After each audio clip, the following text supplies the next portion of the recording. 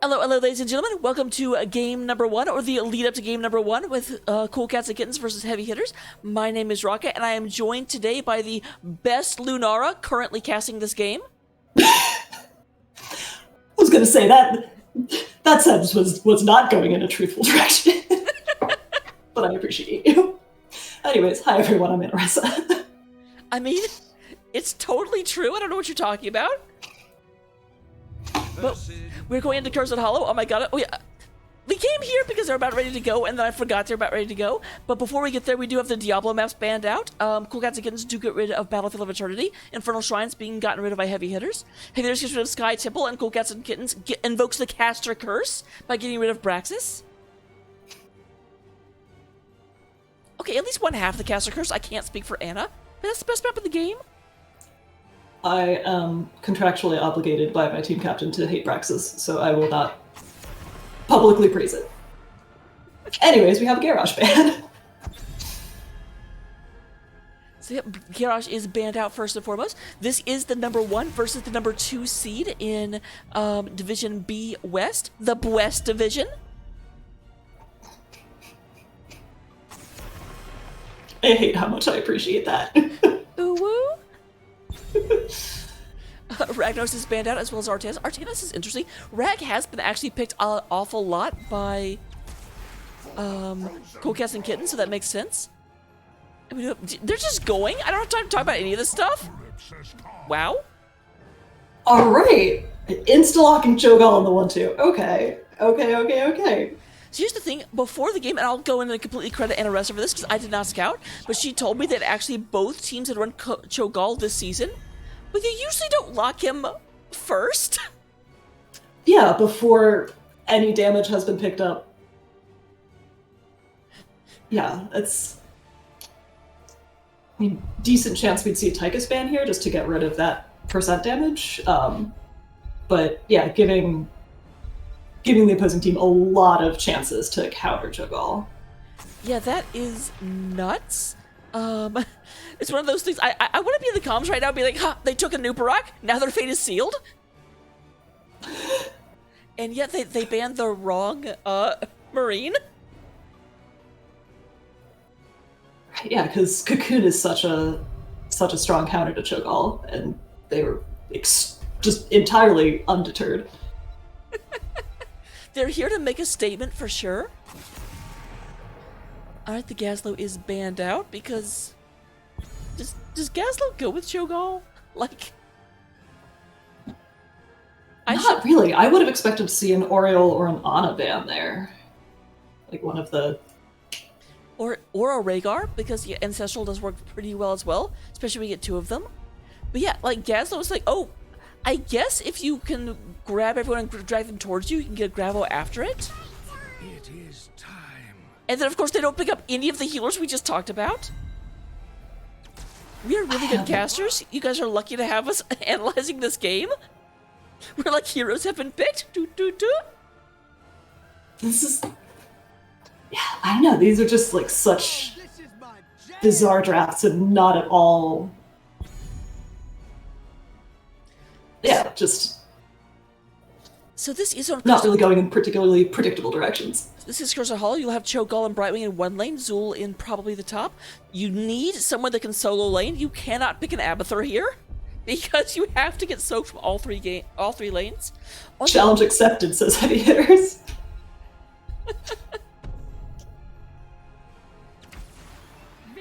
Okay, that at least makes sense. I always laugh that Sylvanas has her freaking face on her bow. Like, how egotistical is she?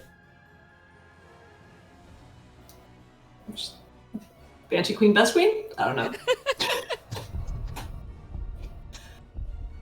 I mean, that she's really good at aiming down the sights?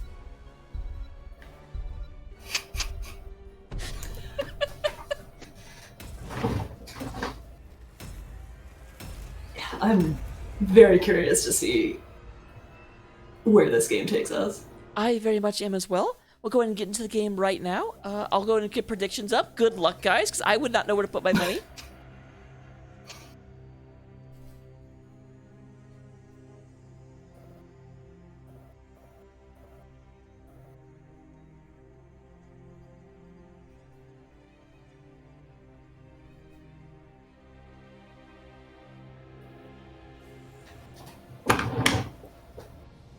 apparently I won't put predictions up. I guess I don't have that authority on NGS2.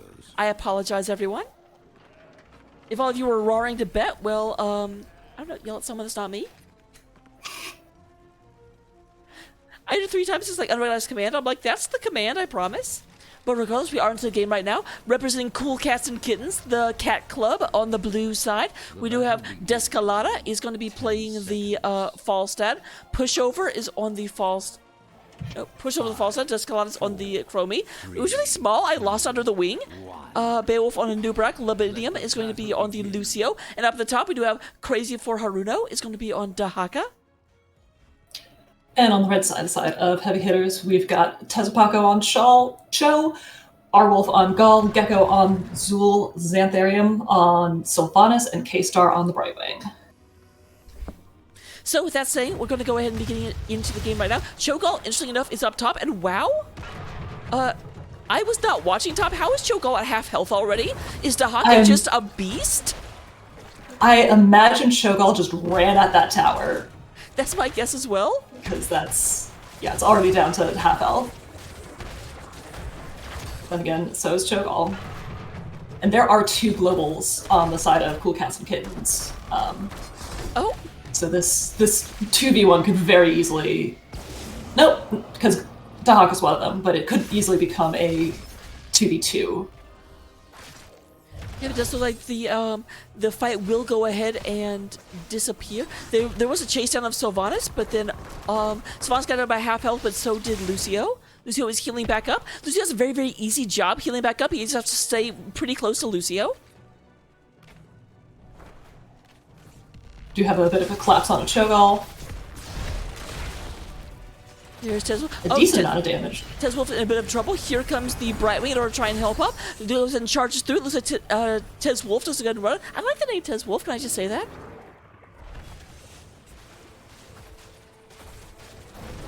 Yeah, the percent damage coming out of Brightwing there.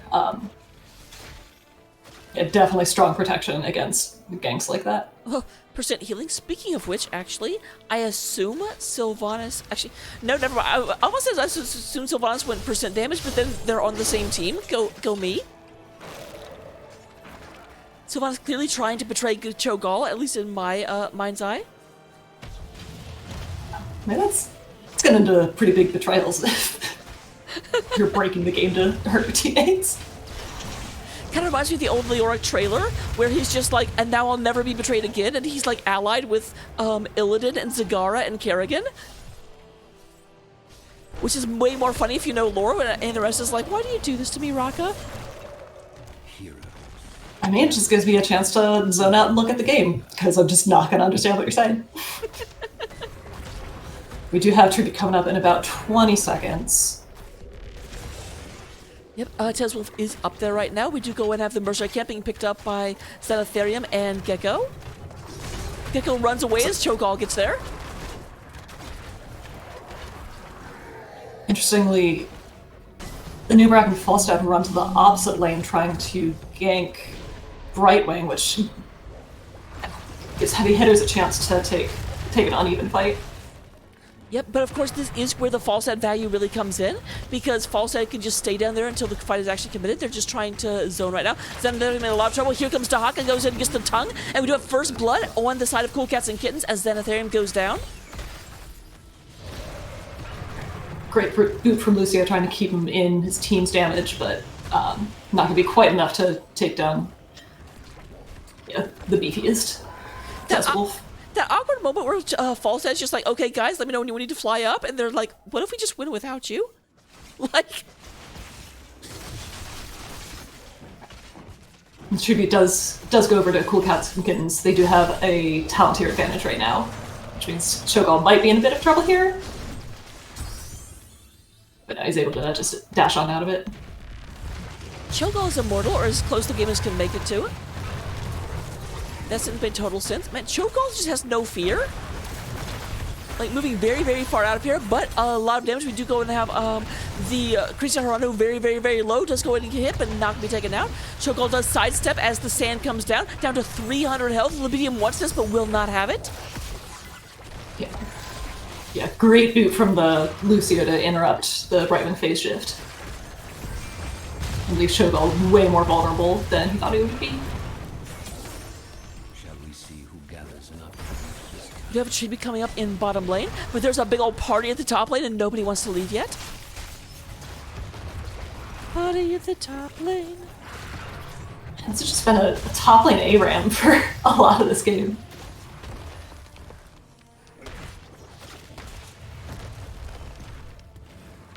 Going down to about half health once again. But that's the thing. When Cho'Gall goes down to half health, it's almost like Tez Wolf is like, okay, that gives me normal hero health. Who cares? Yeah, the poke damage from Chromie is proven to be really effective in just keeping the pressure on Cho'Gall, just keeping the constant threat. Looks like there's a collapse onto Dahaka in mid lane.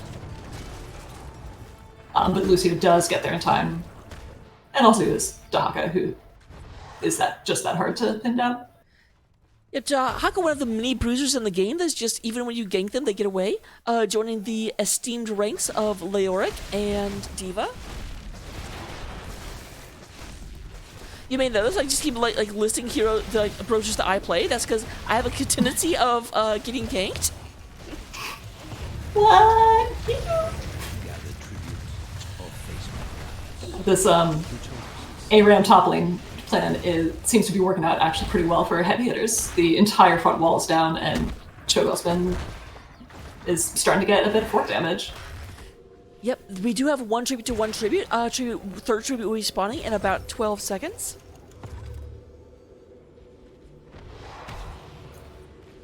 Does Kalana... We just see Cocoon come out onto Cho'Gall. Oh. Looks like Tank and Bruiser are attempting a bit of a gank. Are we going to see Falstad come up? We do see Falstad. Yep, we do have Brightwing coming in as well. Brightwing is such a good pairing with Cho'Gall, although granted, so would have Ariel. Dahaka in a lot of trouble is going to try and get out of here, but not this time. Brightwing goes ahead and finishes that off. However, a lot of damage coming into Cho'Gall, not enough. Yeah, the sound barrier from Lucio coming out just a second too late to give Dahaka that extra shield. Meanwhile, however, we do go ahead and have, because Cho'Gall's push has been momentarily stopped, Xanatharium in the bottom lane is just going ahead and having a grand old time. Rotation down in order to try and stop them, but it looks like Xanatharium will safely get out. However, we are at tribute point for Cool Cats and Kittens. They have gotten 2 of the last 3. Not super surprising whenever 2 of the team's people have not been fighting it on the side of heavy hitters. My favor.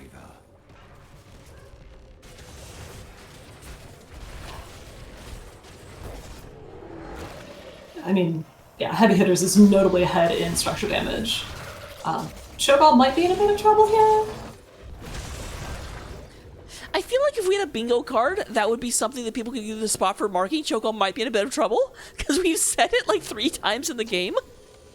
We do see a teleport from Brightwing down onto the Zool. Zool's looking to get a counter kill on, or not counter kill, but counter gank onto Falstad. Not quite. Zool barely walks away with his life.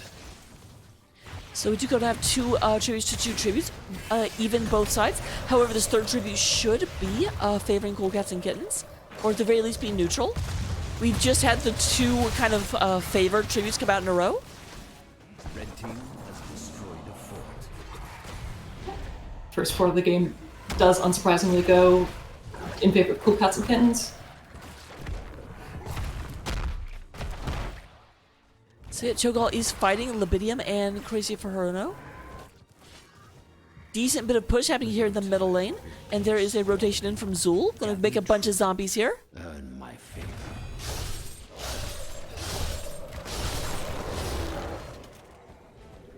Tribute is coming dead middle. Actually, this is the first tribute position, which, keep in mind, Cool Cats did win it the first time, so that's totally irrelevant. It goes by position.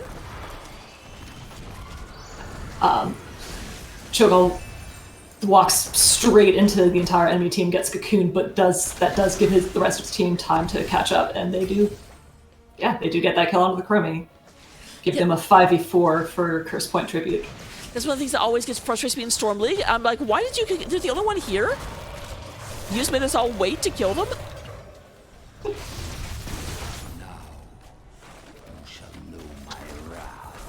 Alright, Sylvanas may be in a bit of trouble. There is the boot through. Sylvanas does go ahead and teleport. There is the Nubrock. The teleport happens again.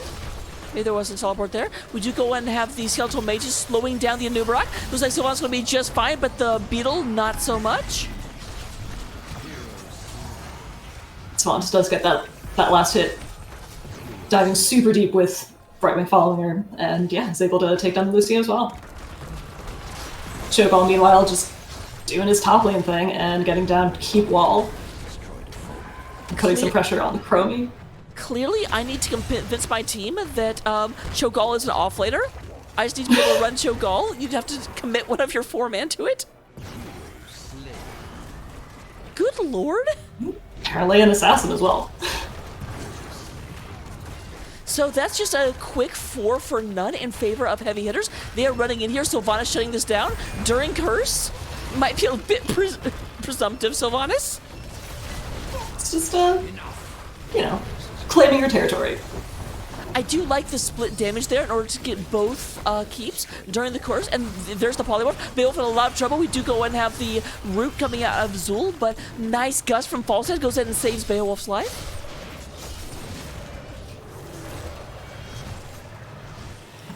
It is definitely notable that that heavy hitters got 2 keeps off of first curse by just continuing to run at structures and kill anybody who came out and try to defend them. Which does mean that the dreaded level 16 talent tier is online. Indeed. They are going to go ahead and scope out this boss. There comes the other team. They're like, hi guys. A lot of damage, but we should have Brightwing coming in just a second. Look at me being a future psychic. Once again, the Brightwing teleport getting interrupted by the Lucio boot, and Cho'Gall does in fact go down. Yeah, we do. This is a bit of a turnaround. Skullcats again come in, get a 2-for or a 3-for-2 so far. However, pushover, it now becomes a 3-for-3. There is Sylvanas going down. Advantage. Crazy for Haru wants to try and get this, but no, we do have to teleport out from Brightwing. Kesar says, I'm not going to give you a full team wipe. Forget that. As we call a dragon disengage. Cool Cats and Kittens comes out less bruised in that absolute bloodbath. Do you really get bruised from a bath, even if it is in blood?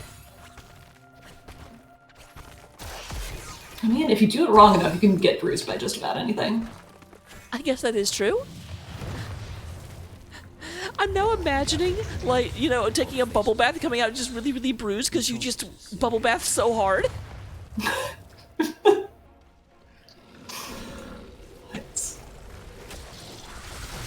You're going to have the boss play coming from Libidium and Beowulf.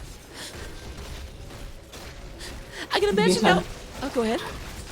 Bruisers are picked up by Cool Cats and Kittens to accompany a building wave with 2 catapults in mid. I just imagine this boss as Cool Cats and Kittens rolls up. Are like, are you sure? Do you remember what happened last time? I mean, it seems like they are sure. Wailing Arrow comes out. Oh, a lot of damage. Chromie's not going to be killing the Cho'Gall this time. Cho'Gall had a vengeance. However, Cho'Gall may be going down. Stasis does come out. Molten Core is up in order to keep him alive. I think that's what it's called. And Crazy for Haruno does go ahead and burrow, trying to get out of here. Gecko is hot in pursuit. There is the, it's not Entomb, it's the Bone Prison. There we go. Sylvanas looking in a lot of trouble, but the Blink Heal and the heals from her team, she's able to walk away with her life just barely. Oh, it's Molten Block, not Molten Core. Don't blame me in chat, guys. I was like, that's a Ragnaros ability. Is it really called that for Cho'Gall? Cho'Gall? However, they are completely just ignoring this boss that's pushing it on their core or on their keep. Yeah, I think they can afford to though. They're almost 20. They've got another bruiser count, another catapult coming to back it up. Shields are down. Core's already at 60%. Yeah, Core is at half health. We did have the Chromie ult, and there comes Libidinum back. We do go and have Sylvanas going down. They may not, I don't know. Core is down to, nope, never mind, they definitely will. Man, insanely aggressive performance coming out of Heavy Hitters. They did, in fact, hit heavily. Can we just talk for a second that they picked Cho'Gall up in 1 and 2, and Cho'Gall still just ran rampant over the entire game? Like, I thought there were counters. Yeah, I had been surprised by the Lucia pickup on the side of Cool Cats and Kittens, but the effectiveness of just being able to interrupt so many of Brightwing's hyper shifts, and just really impressive attentiveness to that, and always being able to get there in time. Yeah, just that. I now see why they were looking to do that. So, looking at damage over the course of the game, we do go and have Xanatharium winning out in terms of damage numbers, doing 37,000. Cho'Gall being basically one person with 36 and 35. In terms of healing, we do have Brightwing leading the way with 57,000. And the ever-important Soak, we do have a pushover. Not surprising. Whenever you're a global, you kind of do tend to win in Soak. I mean, to be fair, Tahaka and Brightwing are also globals. Falstad still won the day on that front. Okay, that is fair. If you want to be fair, like a jerk. Looking at talents. That's true. Well, Xanatharium, level 20, hello? The rest of your team got around to picking it. What happened? They may have died before level 20s hit. Because they were the first to go down, first maybe only to go down in that core push. Okay. That gives them even less of an excuse for not having picked it. They're dead, what else are they doing?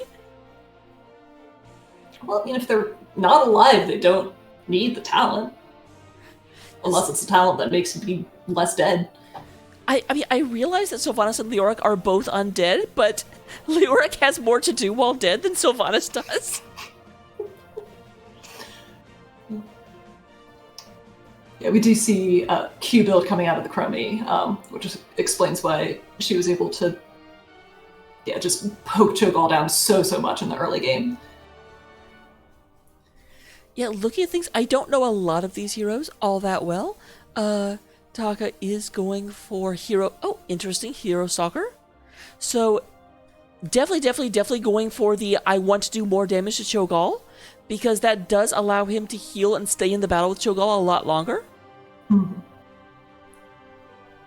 Isolation made a lot of sense.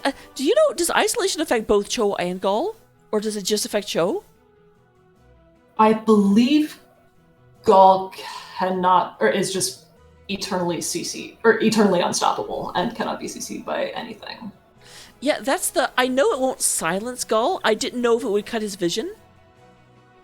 Oh, interesting.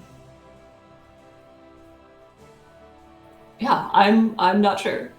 And I would be fascinated to hear comms for a game in which there's a blind Cho'Gall running around trying to figure out what's up.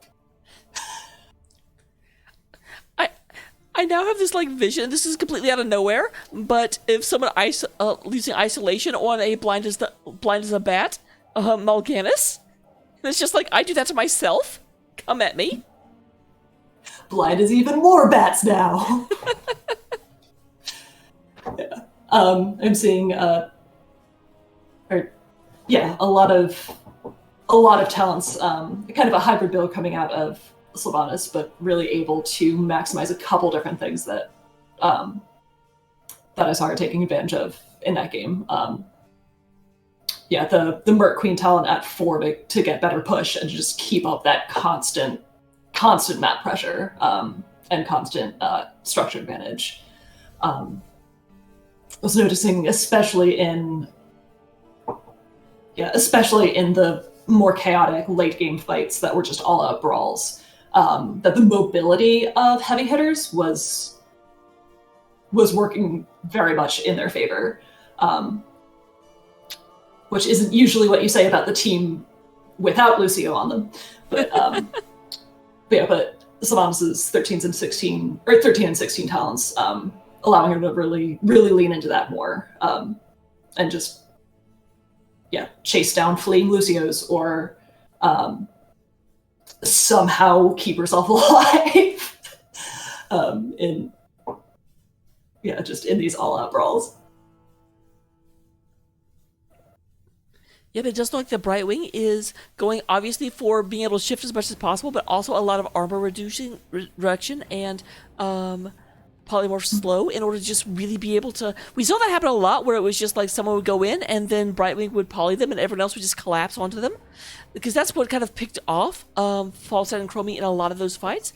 Whenever they could get to the back line and just hit them, that's kind of what started the dominoes to fall.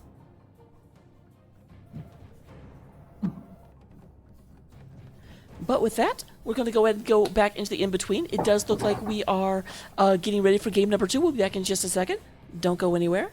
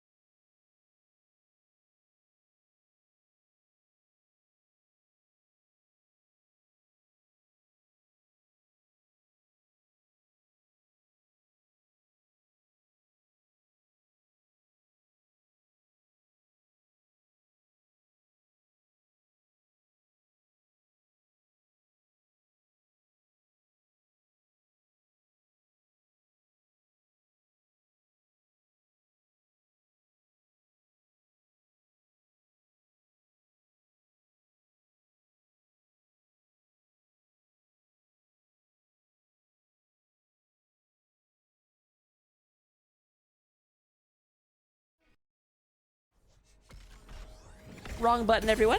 It's his fault. But hey, welcome to Volskaya. This is game number 2. As you can look at the top of the screen, Heavy Hitters came out with a very dominant Cho'Gall. I almost have to wonder is, because at this point we do have first pick going over to Cool Cats and Kittens. Oh, so they can't actually snipe the Cho'Galls? It's not allowed? They need a double pick? Can't immediately snipe them, but they could ban them out if they're sick of just him running at them. Alright, the Ragnaros ban comes out again. So yep, Garrosh and Ragnaros, very similar so far. Try to remember who was banned here, and I absolutely can't. I used my thinking noggin and then nothing happened. I can say it wasn't Mephisto. Yeah, it definitely was not that. I would remember Mephisto. So apparently, right now, they don't... what we have in trends and bans is they just want to get raid bosses out of here. I believe that... Yeah, you said words. You sure said words.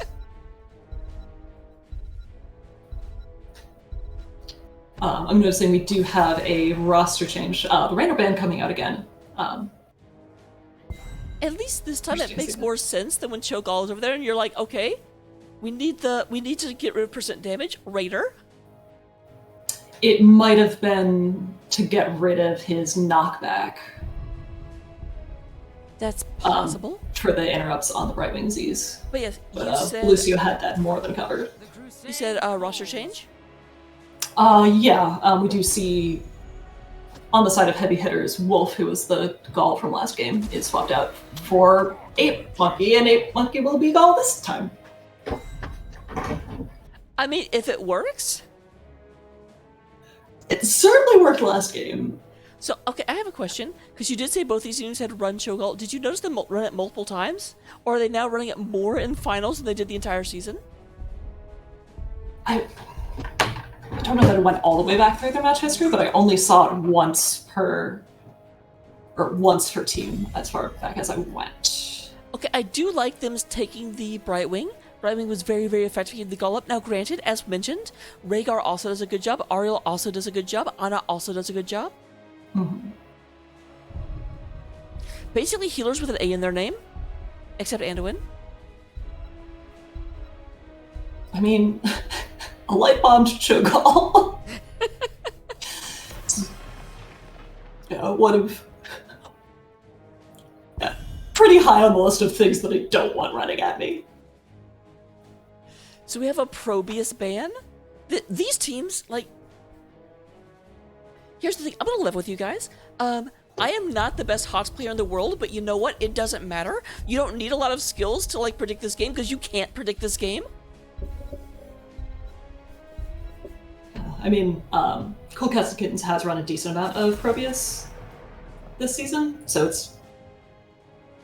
I know, I see so little Probius in my experience that, you know, a little bit feels like a joke ban or a assert dominance ban, but yeah, apparently Cool Cats and Kittens know what they're doing with the Probius.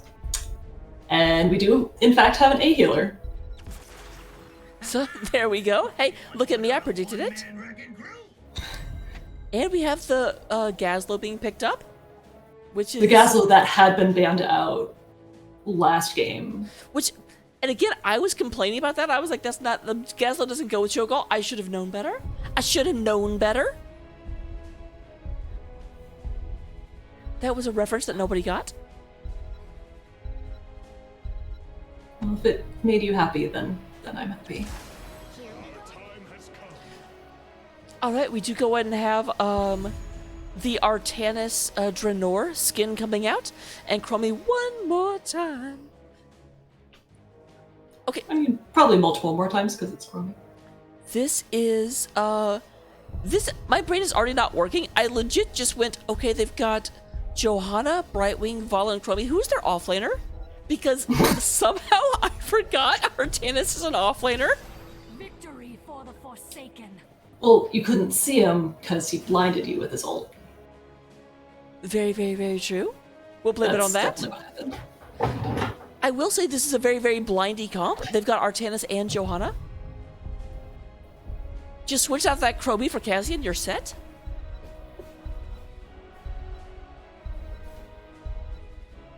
Yeah, I do really like the Chromie pickup on the side of Cool Cats and Kittens. Because, yeah, that being able to safely get that amount of damage onto Cho'Gall. So we're going to go into the game in just a second. We'll have to see it. Do they have a better solution to Cho'Gall? Here's the thing, when you look, the draft of heavy hitters is almost the same. They just swapped into Gazlowe, and obviously they had to swap away from Brightwing because Brightwing was stolen from them. But speaking of which, we are in with Cool Cats and Kittens for game number 2. We're on the blue side of the battlefield, and we do have Beowulf playing the Artanis, who is an offlaner. Don't let me forget that. We do have Horvath playing the Johanna. Pushover is going to be on the Valhalla. We do going to have Descartia is going to be playing Chromie, and then Libidium on the Brightwing. Battle begins in 10 And on the side of heavy hitters, we've got Tezpaco back on Cho, K-Star coming in on Gaul this time, Xanthanarium on Sylvanas, Gecko on the Gazlowe, and 8 Monkey playing Anduin. So yeah, this time we have And Tezstar. Cho'Gall is back to top lane. This time we can just watch him run face first into the tower. That's his strat. And the tower's going down about as fast as he is. Martanis helps him get out of tower range, and he walks away. So Artanis did go ahead and go the talent I'm not allowed to go.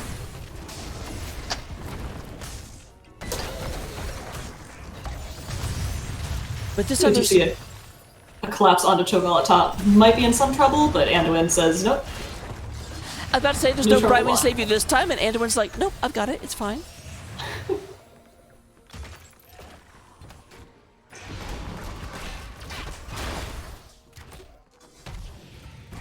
So it does look like we've got Beowulf and Pushover going and taking the bottom turret camp.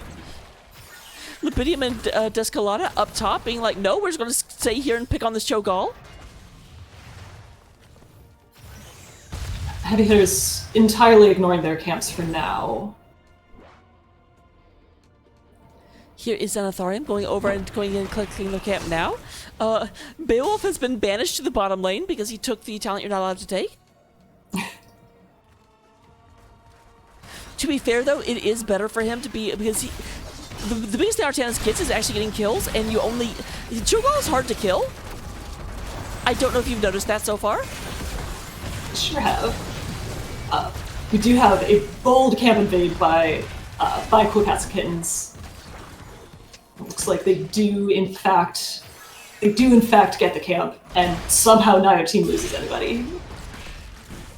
I should also mention, just so no one gets it wrong, there's actually nothing wrong with that talent. I'm not saying they're noobs for that talent. I just have a bit of personal history where I was legitimately not allowed to take the talent, but my coach banned me from it. It's your coach, not your captain. To be very clear.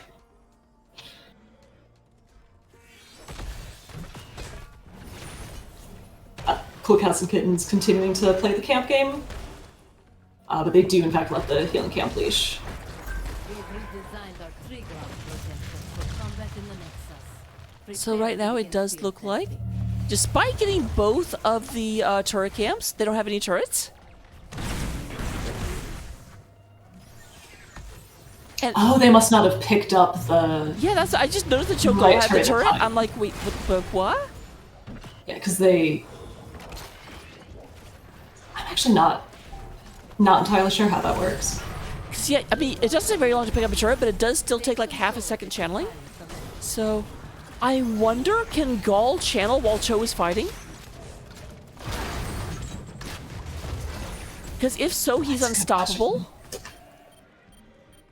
Yeah, no, that's a good point. That feels nasty. Oh my goodness. I don't even know if it's true, but I'm going to say it is because it makes a good story. And you do like good stories. Legit, the Raka family motto is never let the truth interfere with a good story. I'm not making that up. Other than, obviously, my family name is not Raka, but... Sylvanas may be in a little bit of trouble. Once again, Anduin, as soon as I say that, Anduin says, nope, it's not the case. I have mentioned this before, Anduin is the fun police. And it was like, oh, you think something cool is about to happen? Nope. And has successfully policed the fun. Oh, Cho'Gall in a little bit of a... Anduin does not have a pull. Let's go ahead and just dash out of there. We do have Johanna going in and pushing everyone back. We are up to 50% channel on the side of Cool Cats and Kittens. Still no kills for either side.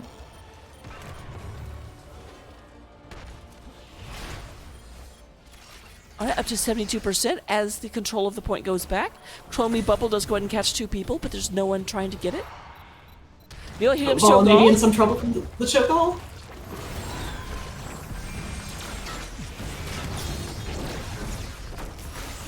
The Binium going ahead and body blocking with their tiny little body. Hitterz slain. I think Hitterz does successfully get the camp invade, but gives up Cho'Gall in the process. If that is a 2-for-1 technically. And there we go ahead. Oh, nice. But here's the thing. Anduin's pull has a longer cooldown than Chromie's time trap, at least until 16.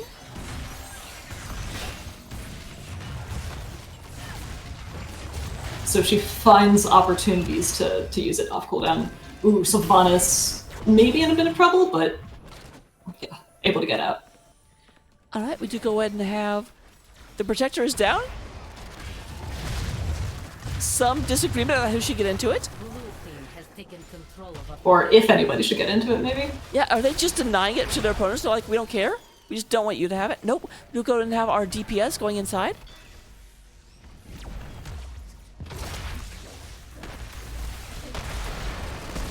I kind of wish the Protector had a name whenever people were in it, so we could call that, like, Pushada. I mean, you can call it that in your heart. Oh, Cho'Gall does go in and get pushed. Polymorph comes down. Polymorph now against Cho'Gall. Nice little cannons coming in. And Cho'Gall gets picked off a second time. It looks like the secret sauce has been found by Cool Cats and Kittens. They will not be allowing Cho'Gall to run rampant this time.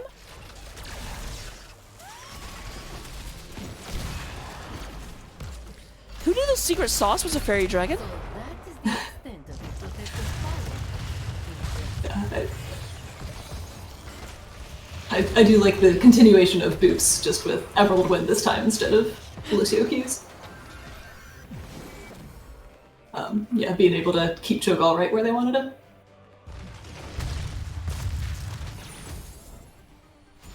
Alright, so unfortunately, getting that Protector didn't really do too much. They only take out one tower in the middle, and everything else is still standing. But they've gotten 4 kills to 0 by killing 2 people. Or killing 2 times. They're also up most of a level.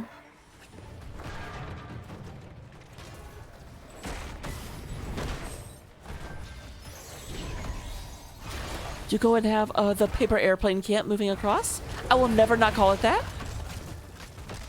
That's amazing, I love that. I totally stole it from Sparhawk. Thanks, Farhawk.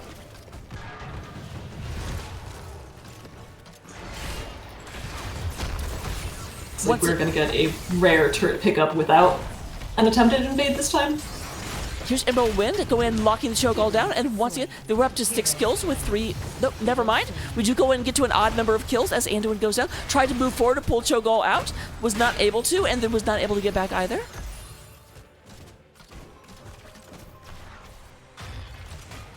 And it looks like they're just going to be like, hey guys, remember when you guys just pushed in with Cho'Gall and took our top fort really, really early? Well, guess what? Yeah, that is gonna be first structure of the game. Meanwhile, Sylvanas has pushed through the lower wall, is going ahead and retreating out. It's like, okay, they're not distracted by the fort anymore, let's get out of here. It seems like Cool Cats and Kittens went too long without a turret invade, so getting that back on track. It looks like they're gonna get it entirely uncontested. So we've currently got 2 turrets No, it looks like they have 3. Artanis has 1. Oh, Artanis does have 1. And 3 Brightwing. turns and a healing camp. Anything on the other side? Signs point to no. I'm starting up an access terminal. I think Cho'Gall might have had one that got dropped when he died. That may be how they have 3 now. I was going to say they took theirs, they took their opponents, and now they have 3. And that does not seem to add up. We are back to even talent tiers, though. Here's Cho'Gall going in. Just go ahead and try and get onto the Libidium. Libidium goes ahead and Emerald wins. A little unnecessarily, I think. There's a lot of resources committed. We do have the healing camp and one of the turrets going down. Star is going to have to Molten Block. I looked up his name. Anduin, I had not realized this, but Anduin did pick up another tool to protect from the crummy time loops, and just being able to put up a giant protect bubble. Interesting. We do have Vala that can knock them out of that. Actually, Vala and Emerald Wind and Johanna can all knock her out of that pretty easily. Yes, but if Anduin is able to... Sorry, in the meantime, we've got Sho going down. Sylvanas goes down, Sho and Gall go down. We do go and have a 3-4-0 kill in favor of Cool Cats and Kittens, and they are running in across this top. Gecko is unstoppable, does go ahead and not get knocked out by that. Swap from Artanis does not connect. I actually think it connected, it was just that it was still unstoppable. Oh, may have been. Yeah, the camp invade saga continues.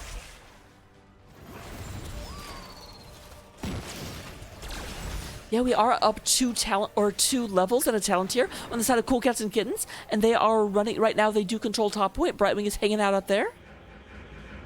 Oh, Doing a little bit of B-stepping. stepping. Libidium? We saw that.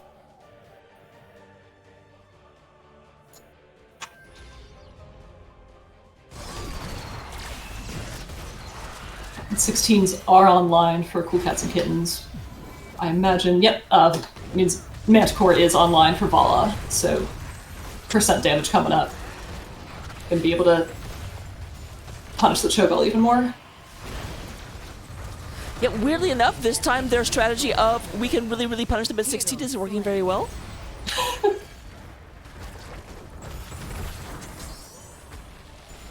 Meanwhile, there is a abandoned protector in the top lane. I do like that. It's almost the weird way this map has evolved into get the objective and then ignore it for a while.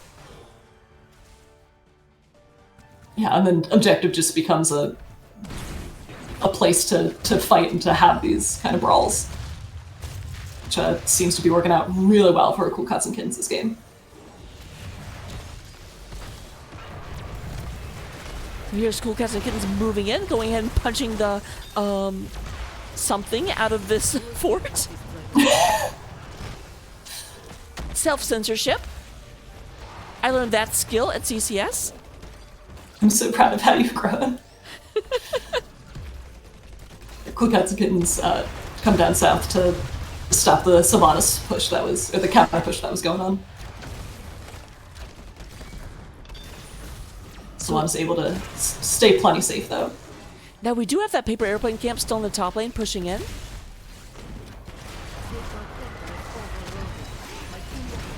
Yeah, it looks like it's gonna get the... Oh! Yep, Valhalla does get picked off. Libidium being the next target is going to have to fly right out of here. Descalada gets a lot of damage, but will go ahead and survive. Oh, and Gecko gets so much damage. Turns on Unstoppable, but that's not unkillable. However, Horvath is getting really, really, really low. But there is a boop, boop, boop, as the Cho'Gall goes down. There's the swap onto Gecko. Artanis up to 180 stacks. He's doing 18% extra damage per smack. Did also take percentage damage at 16. So we got double percent damage coming onto Cho'Gall. Trying to remember if Artanis had been banned out. Had been banned out last game. May have been. Yeah, but I guess you really need the push potential of Zool on a map as big as Cursed Hollow.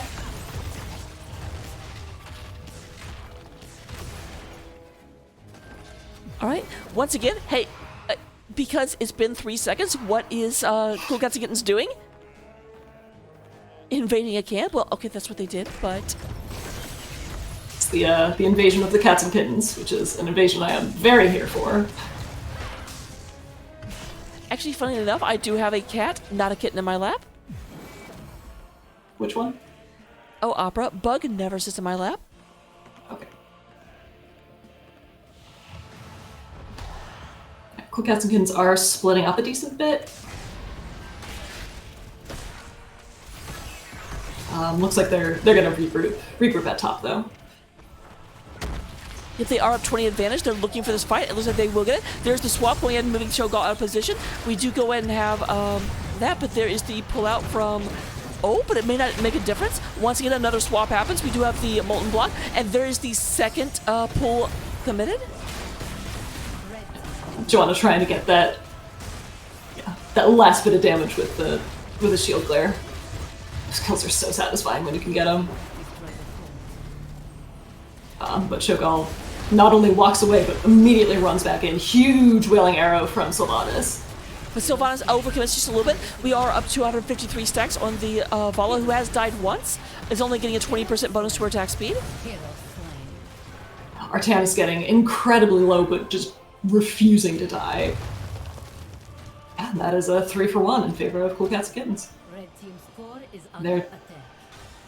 They're deciding that, yes, they do want to just run at the core. Here they They've got come. the heal camp, they've got Merc camp. So yeah, this looks like it's going to be the end. Cho'Gall trying to come out in here and save this, but Cho'Gall very, very, very low, does not make it back in. Vala says, hey, I see you. And, oh, I don't see you anymore. What happened? So a very, very different game from last game, despite the same 1-2 Cho'Gall pickup. Yeah, apparently their strategy was not to steal the Cho'Gall. Apparently It was not. It was the Brightwing steal that made the difference. But Yeah, I mean, Anduin did have some great protections from time loops, either with trait pulls or the other talent that I definitely know and I'm definitely not looking up right now, Salvation. actually, what I really think it was, more than the Brightwing, I think the Brightwing helped a lot. Being able to reduce Cho'Gall's armor and shut down his abilities so he couldn't run, dash out helped. But the real thing was the time loop of the Crummy, which they had last time, but then also the Artana swap. There were so many times that Cho'Gall just kept not being able to walk away.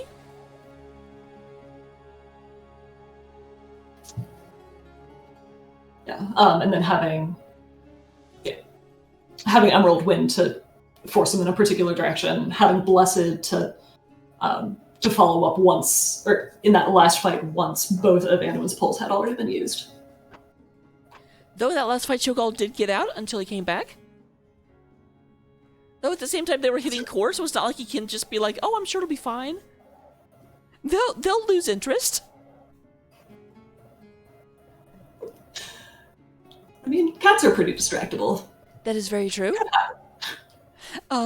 Looking at the damage at the end of the game, we have Vala leading the way, followed by Artanis. Hey, the two heroes that took percent damage. Imagine that. We have Sylvanas coming in third. In terms of healing, we do have Brightwing leading the way, 66%. Or 66,000, that's almost the same word.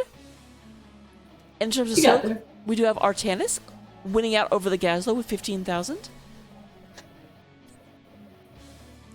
Looking at talents, we did go ahead and have Protective Ire. I think Protective Ire got up to about 250 or 25% damage by the end of the game. Shield Battery is kind of what kept him alive. Being able to... That's also what I take, but when Shield Battery charges, if they're not really, really, really gunning for you, it basically comes off cooldown as it finishes. So you just get shields so much. And we saw that especially in the last fight when he was super low health, but just kept going in and kept living. We do see the same Q build coming up. Chromie Basic attack build coming out of Vala. And only dying the one time, really able to keep a lot of the Gambit stacks. Yep, had 25% Gambit at the end of the game, and I know she got to 150. I don't think she quite made 200. But still.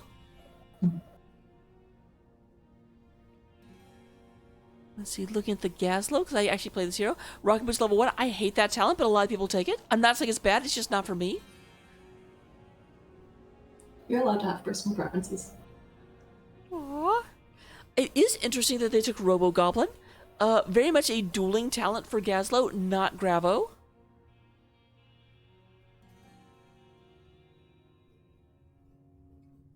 And then... That is interesting. Yeah, I mean, I see it so rarely that I'm not sure what the advantage of taking that this game would have been. The Gravo or the Robo? Or, yeah, why go Robo over Gravo this game? I mean, we did see it a couple times where the Robo Goblin did allow him to just not care about Chromie's time loop. Also was used in order to prevent the swap from swapping. Okay. In addition to that, whenever you take it, it does go ahead and do extra damage every time you hit someone. So they did have a pretty melee-focused team in Johanna and Artanis. So to be able to help out with Cho'Gall whenever they got in there and brawling, it is better than you think it might be. Okay. But regardless, I do think they may have had some... Like, that was the problem, because there was now no real ability to punish the Vala. They could just kite Gazlo for days.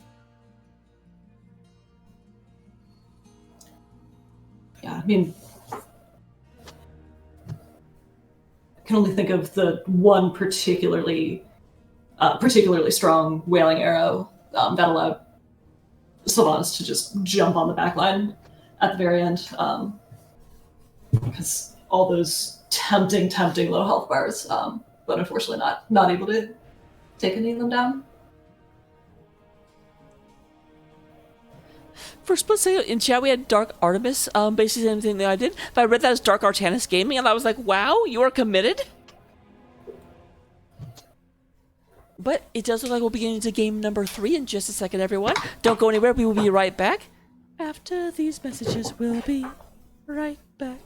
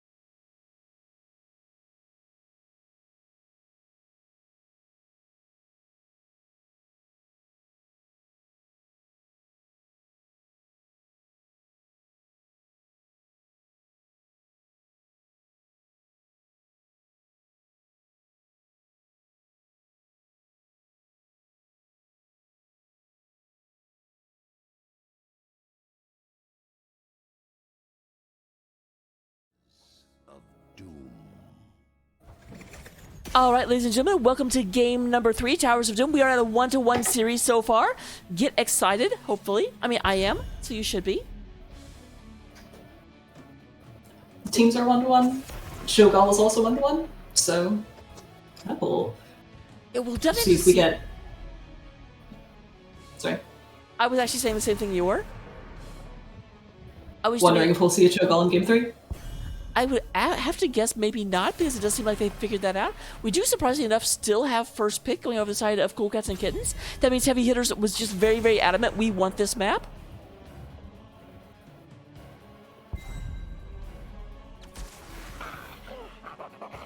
All right, and the Cho'Gall sauce is picked up by Lipidium.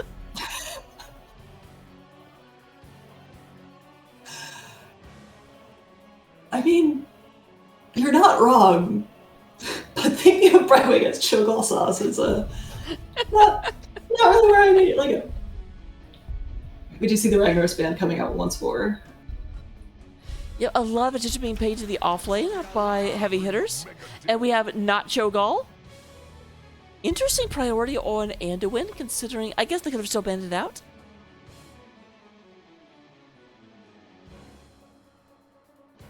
ETC being picked up by Tezopaco.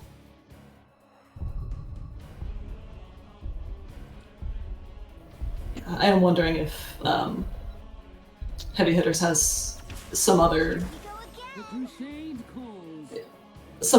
unusual comp to throw at them, and if Anduin and/or ETC are that crucial to it. Because yeah, taking both tank and healer, which is usually so much of your CC, or your form of lockdown, taking that early is interesting. Very, very much agree. They do go and get rid of Dahaka very, very early. Does not want to let the double... Dahaka is the fastest double soaker in the game after level 7 or so. Does definitely lag behind in the early game because he has to build those race car stacks. Race cars don't just spring out of the ground, you know. I mean, they sometimes do. If Dahaka presses E.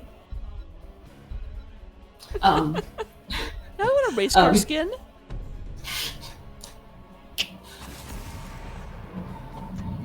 Zool banned out, another very effective double soaker on this map. So yeah, we have had 4 offlaner bans. Unless you count Garage, which you shouldn't.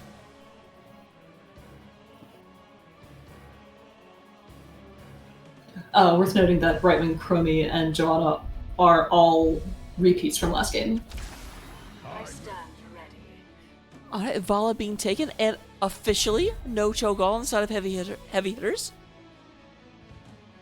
Double support? Still maybe by Cool Cats and Kittens? So that's, I guess this will be Vala Hyper Carry with both Anduin and Rhaegar. Rhaegar will probably be an offlaner, but can Rhaegar doubles? I think maybe? I don't know. Definitely can't if I'm playing them. I heard the Sylvanas going over to the side of Cool Cats and Kittens this time. There's been a lot of heroes switching back and forth. And officially, Hero sniping. we have a game without Cho'Gall. Well, it was good while it lasted. I'm already getting DMs from Bahamut asking why he wasn't co-casting. I'm totally not.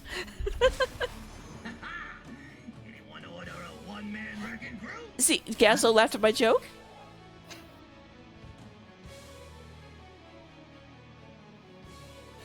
So that is going to be I don't understand Heavy Hitters. Like, Gaslo is not really, I mean, he kind of can double soak once he gets talents, but he's not a very good double soaker. And then that means that Rhaegar and Anduin are both in the 4-man. I mean, Rhaegar can rotate up for the soak. And yeah, have it be a 3.5-man. Yeah, I don't know. We're gonna have to find out. Heavy Hitters is definitely like, I'm pretty sure the first thing they hit heavily was the meta. Prepare yourself for battle, heroes.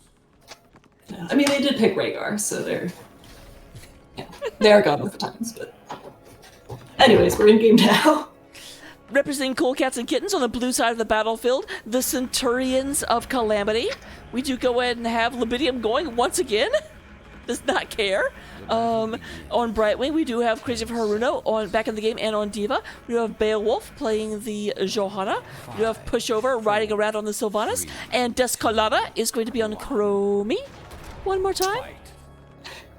And on the side of heavy hitters, we have Tezupaco on ETC, Xanthanarium on Ball, we've got Ape Monkey on Rhaegar, Gecko on Gaslo, and K-Star on Anduin.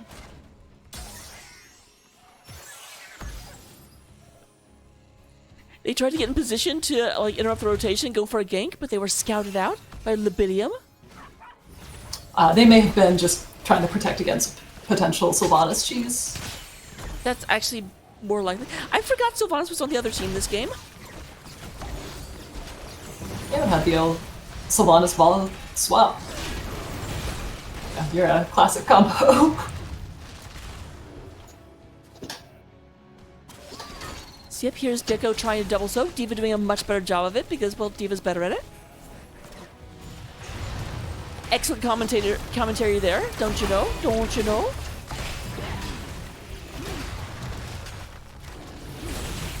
ETC looking in maybe a bit of trouble. Yeah, Tessa was not going back into safety quite as quick as I would have, but does eventually make it. Yeah. Health bars get a little low on the side of heavy hitters, but yeah, this 2-healer plan means that you just can't. It means it's that much more difficult to get through that last little bit. Yeah, there's 2 people that can freak out and press buttons. There's twice as many buttons. Caster math. I'm so proud of you. To go and have ETC moving forward. Nice 3-person pull-in by the Golden Ring. Conviction? Chromie getting super low. Heals coming out from Joanna though, able to let her walk away. Condemn, there we go. I had to look it up. And I had to look up an ult. I think you're good. I could have just left it and go, oh, actually, wait. A lot of damage on Johanna. Johanna does slam her D in order to go ahead and be okay. And we'll go in and hearth back, getting mana and health. Definitely got very, very, very low.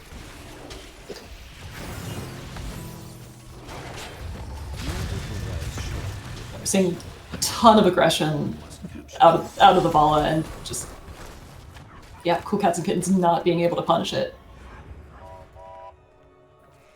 Vala up to 33 stacks. We've created the Hunters so far. We do have Prog Rock up to 7 out of 20. And then Stormcaller is at 57 stacks. Only Chromie taking stacks on the side of Cool Cats and Kittens. And is up to 11 out of once again the first time. Go forth and See the gentleman's agreement at top. the Ribbon Lord demands it. Once again, the first time, also a good description of Chromie being picked in this game.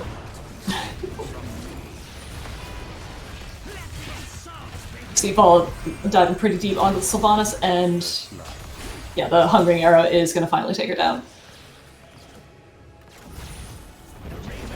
Just leaves Gaslo free to cap objective. Yet they also go and get a pick on Brightwing. That is the thing, if you're slightly out of position, you'll just get stunned and then knocked by the ETC. And this Vala, as she gets stacked, it just does so much damage so quickly. Yeah, and heavy hitters picking up and a second healer does mean they get a second healer's worth of CC. So yeah, that lockdown is really notable. Also, I mean, Rhaegar is not a slouch when it comes to being able to do damage. I mean, I wouldn't call him a hyper carry, but he's definitely very, very good for a healer. Anduin, not so much. Anduin's doing his best though. I'm just still mad. It's like, Anduin, you got a sword?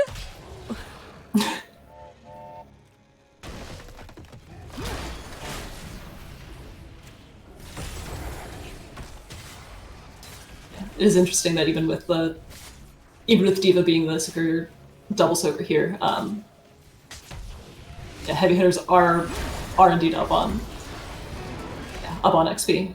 Though I guess they do have the 2-kill lead. Yeah, looking at things so far. Gaslow is... Actually, no, Gaslow's beating Diva in terms of soak. Does have 78,000 versus 73,000. Just had a lot of damage going on to Sylvanas. Brightwing Z connects just in time. Zapaka goes in and gets hit by a sandstorm. I gotta tell you, after game 3 against this Chromie, the entire team of heavy hitters have got to be like feeling like Anakin and just hating sand. Speaking of Chromie, we have hit level 8, which does mean that she took slowing sands this time instead of the time loop. I can't believe there was no appreciation of this May the 4th be with you, Joe. I thought it was super, super topical. I didn't catch it. Brighton does go down slow. Yeah, Chromie slowing sands are enough to let Diva get away though. But Hovering Arrow takes out Chromie just as she's almost getting away. Heavy hitters now up 5 kills to 0. We are up to level 10, which means, Chromie, you've had fun with your ult, but guess what? There's 5 ults coming back at you. We are going to have Mosh Pit, Rain of Vengeance, Bloodlust, Robo-Goblin, and Live Out. Robo-Goblin again? Bloodlust and Hypercarry Vala is... That's going to be a scary force. My only guess is that since Gaslow's job is double soaking, he's just like, I'm not really going to be in team fights, so Gravel Bomb doesn't have a good use, and Robo Goblin will, I guess, help me like do damage to structures while I'm in the area. That's the makes them less gankable too.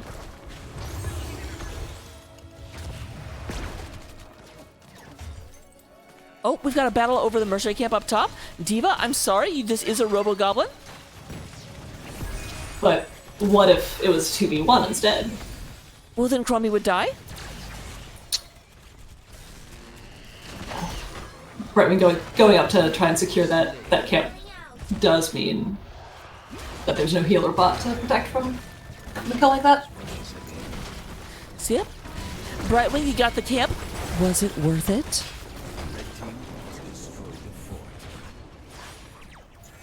I'm gonna answer that for Brightwing. No.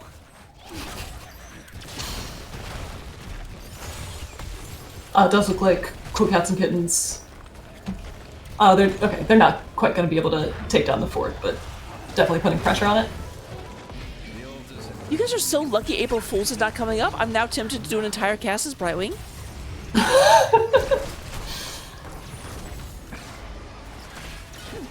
9 out of 10 players kind of ignoring that there's an Ultra bot, which leaves Gazel plenty of time to just walk down and channel it.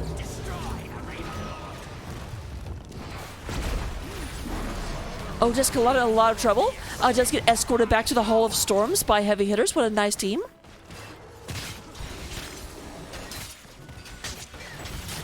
They just thought Chromie was lost. They're like, here, we'll walk you home. It's okay. Yeah. Bloodlust maybe not entirely necessary to secure the kill there, but Obedium does come in to try scary. and save, and will save Johanna. I actually thought it was teleporting into their death, but nope. Because I have faith.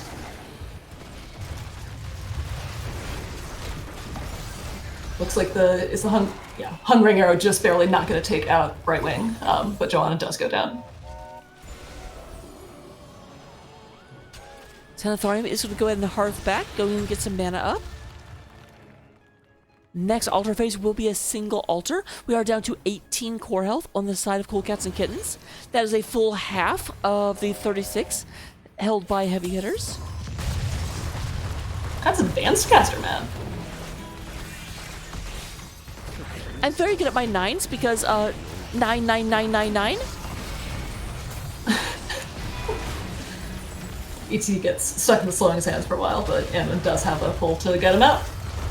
And that's his After which he Opaco a goes little right back. bit on an island. Does go in and get polymorphed and stunned. There's the light bomb. Goes in and catches 2 people. Running in there. Descalada is down very, very low. K-Stars look at this. Beowulf is also very, very low. It looks like Descalada will get out. Vala finishes up a thing. We did go ahead and have a little bit of dance party, and Sylvanas goes down. Thorium just goes for it and is like, wait, I'm taking tower shots to the face? Descalada? That's Thorium. Yeah, and somehow even they got a ton of health bars down really low, but only 1 kill so far. Chromie just barely getting away. Okay, legit, do these towers do anything? Joanna says no.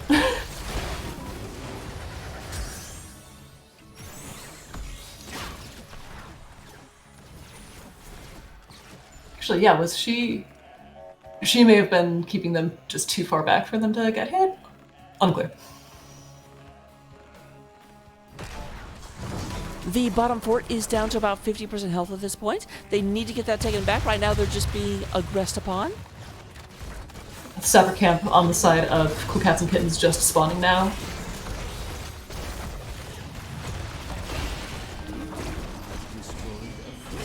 Alright, we do go down the silencing arrow coming down. Vala taking a lot of damage. Is going to get out for right now. There's the pull out for Anduin. Tezo goes ahead and once again is pulled out and then just sort of like wanders around for a second. This Vala's just straight up unkillable. And with the... Yeah, that level of protection, that level of peels.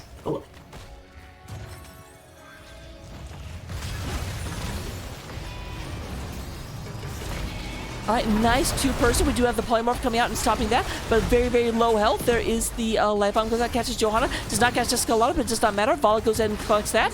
Vala does go down, loses one of her gambit stacks. I think, yeah, dying to a tower shot right there at the very end.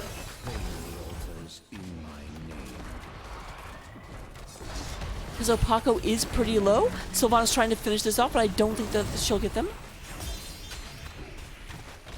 We do see Gazlo interrupting the Diva channel up top. Joanna going up to make it a 2v1. Which does give Anduin the space too. Ooh! It's a 2v2, but able...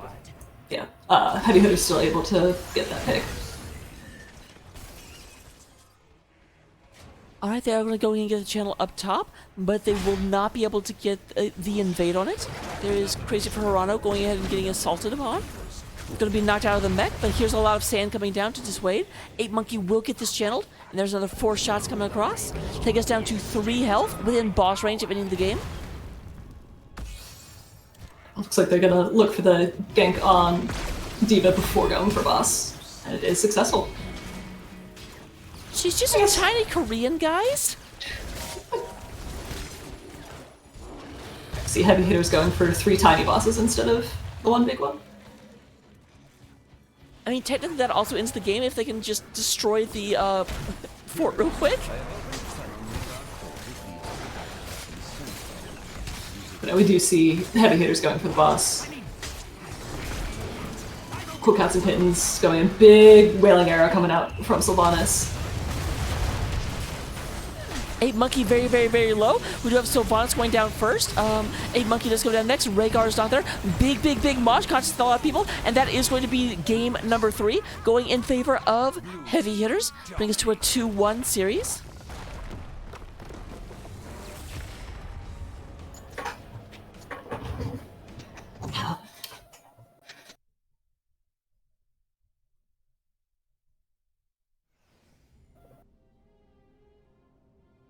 All 3 of these maps have been just so one-sided. Yeah, one team comes out and just has a very, very, very good draft. Here's the question, and this is a bit scary. Will Cool Cats and Kittens come back because they've figured out what their opponent's new strategy is and to counter it? In which case, what does that mean for Game 5? Obviously, if the answer is no, we don't have a Game 5, so we don't have to ask about it. Yeah. Or we could have a close game this time. I mean, I suppose. Patterns can be broken.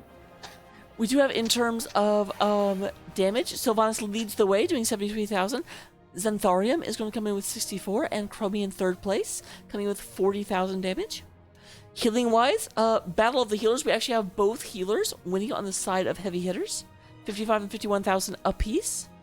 In terms of ever-important soak, we do have Diva beating out Gazlo, but just barely, actually. 18,800 versus 18,600. Though I do think Diva was sticking around and pushing into structures a bit more than Gazlo was.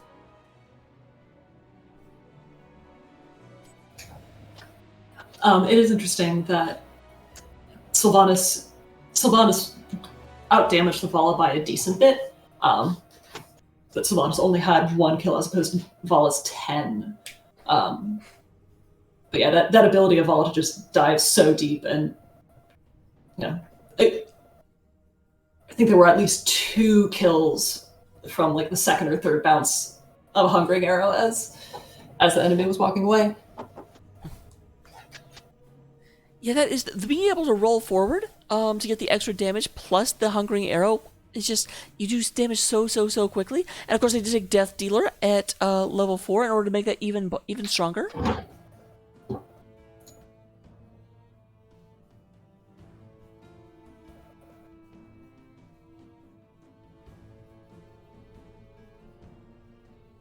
So looking at we do have Rocket Boots once again. It's okay. I'm still, the Robocop I'm very confused about. I want to ask about that if we do end up talking to heavy hitters. Diva-wise, relatively normal thing. Oh, target locked, interesting. Don't see that talent a whole lot. I hadn't really thought about this in-game, but interesting that ETC went prog rock, even with 2 healers backing him up. That is very, yeah, I saw it as a quest, and that was about it. That's the first I thought about it.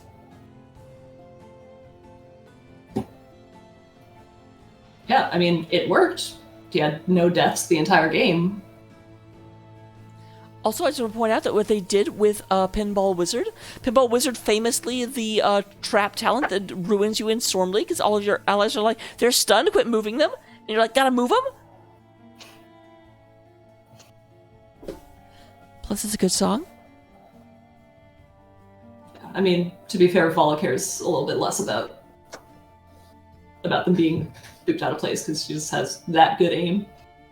That is fair. Rhaegar also, to a certain extent, because Rhaegar just goes to Rar-Nom. Wait, I'm sorry. Bzzzt, Rar-Nom? Because you have to have the lightning shield up first. It's very important. Those Rhaegar sounds.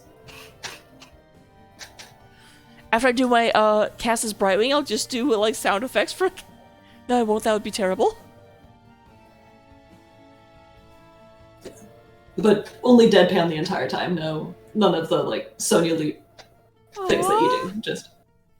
Just Well, Anna over here, like, if you're going to torture the audience, I'm going to make sure that the rules also torture you. No enjoying yourself. Just make it a challenge. Keeping you on your toes. But with that, we do go ahead and have game number 4 coming up in just a second. We've only got about 3 maps left. We were actually talking about which ones they are. Dragonshire. It's the Spider Queen, Alterac, and Dragonshire. So we'll have to find out which one is coming up in just a second. I will let you know, but you can also log in and look at the chat, because people cheat that way.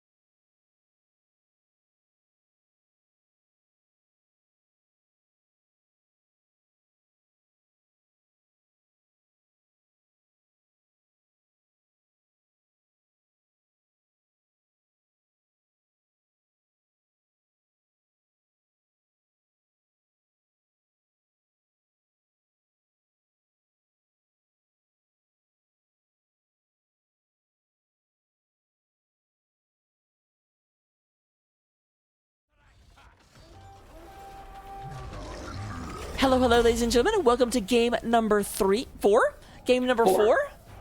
Caster map. My pinky was just a little bit slow. It was like, whoop. The old 3+1 trick does trip up a lot of people. It's okay. At one point, when I worked in regulatory, I had to ask like certain questions, and for some reason I thought there were 3 questions. And as in the middle, I was like, okay, answer me these questions. I looked down, so before I'm like, and just for fun, another one. We're seeing these repeat bans coming out. Yeah, Mephisto, very popular since game 2, was not banned in game 1. I do think you're right, it may have been Artanis. But other than that, all the bans have been the same every game. Yeah, I mean, these teams know what they don't want to see. I stand. Oh, not taking the Brightwing first and foremost.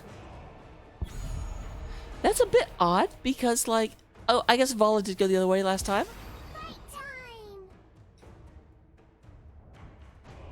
Fight time? Ooh, and the Goblin Gazlo? Or the Goblin Junkrat? Goblin Gazlo would not be exceptional or worth being talked about. I am noticing that Cool Cats and Kittens in both game 2 and game 4 have kind of reacted to, have started their draft off with what they thought to be the strongest or most influential pick on the opposing team, snagging the Brightwing from them and now stealing the Vala. And we have our tennis.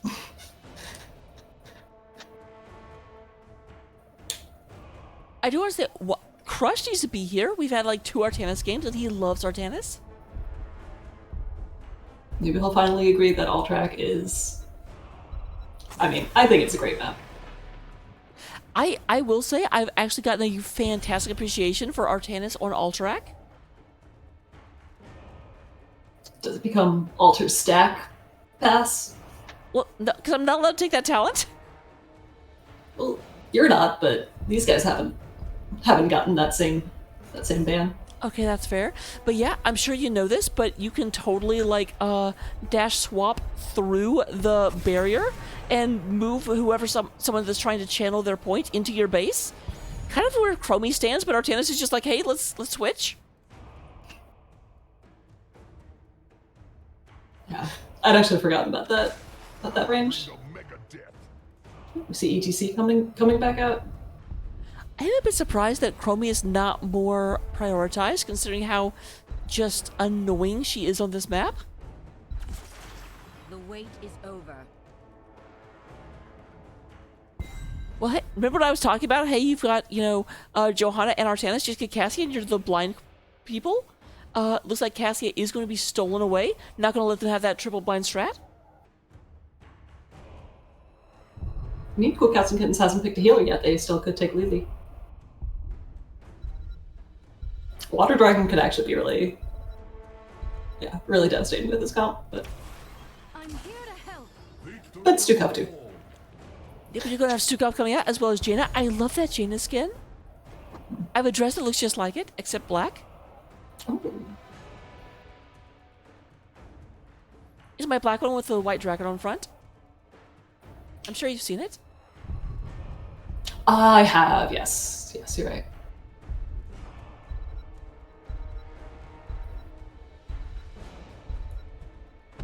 So we do go to have, Sonya. Sonya versus Artanis, the A Tale as Old as Time.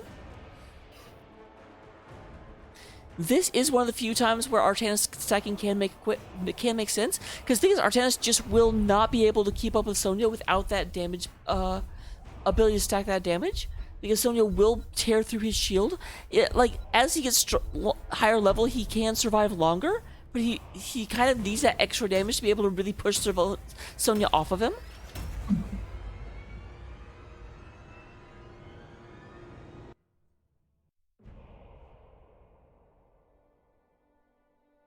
Yeah, so we do have the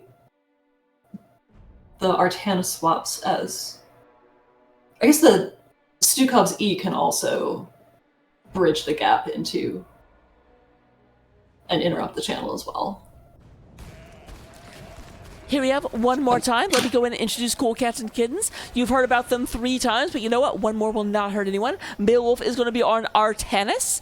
We do have Pushover riding around on the Jaina. We have Libidium playing Stukov. Horvath is going to be on Johanna. And Descalada coming in on the Valhalla. And on the side of heavy hitters, I've got Gecko on Junkrat, Xanthanarium on the Cassia, Tezupaco on ETC, 8 Monkey on Sonya, and K-Star on Brightwing. We do see ETC going prog rock again. We see Cassia going basic attack build, fairly recently buffed. Yep, Charge Strikes coming out.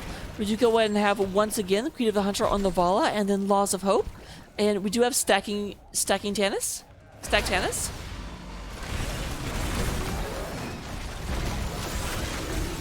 There's the swap, a lot of damage. We do have Brightwing going in, but Jaina is killed in the backline by Junkrat, doing giggling all the way.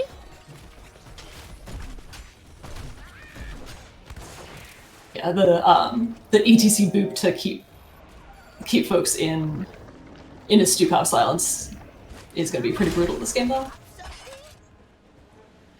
I do have to wonder. I wonder if Junkrat gets like extra damage or extra pleasure from killing Jaina when he is in the Horde skin. Once again, you are saying words. They are made out of letters. I know the words, and I know the letters. And I know that we see both teams are going to pick up their camp. Oh, I like this decision to go ahead and put Zendarthium up against Beowulf, because that's going to really, really, really interfere with his stacking, because they can just blind him so often. Well, and also she's just able to stay a lot further back than Sonya. Sonya really needs to get up into the wave in order to get that. Speaking of Sonya. Oh! Except, you know, not. It's up, 7 levels too early. I mean, Jihad and Spirit? Well, just after I finished, like, praising them for putting Cassia up there, they put Sonya back up there again. They're like, oh, we can't do what Raga expects? Have you seen anything about this series so far?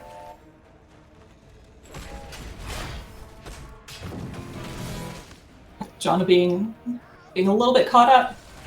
Red skin is pop, but does go down. Looks like they just won't. Yeah, that one Q from Cassia, not quite enough to finish her off. Our scouts reported that the Horde's keeping some of our soldiers prisoner. Get ready to free them. Alright, Gecko looking very, very low in bottom lane. Jaina is mad. Jaina is upset about getting killed at the beginning. She's like, there's a 1-0 at the top and it's not in my favor. You suck. Oh, We do see gank attempt coming out onto the Artanis up top, and yeah, Sonya able to whirlwind through the wall to get those final ticks of damage. All right, lads and lasses. Can I yet? No, 4 more levels, Oh. but it's coming unless she goes red.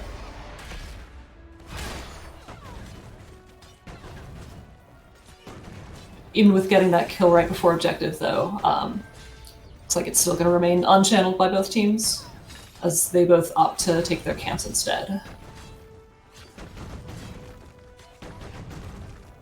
Yep, 8 Monkey does not yet have the camp clear. At level 7 is the talent that lets you clear camps a lot faster. And imagine with how important the null camp is, that's a definite possibility. Until my defensive language.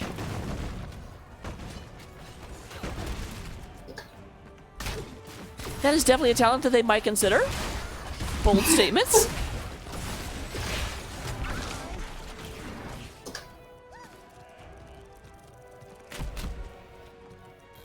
And we do go and have it. Battle Rage is picked up by the Sonya. Go me. Meanwhile, it does look like they are going for the channel on the side of heavy hitters. Secure the cage before it's too late.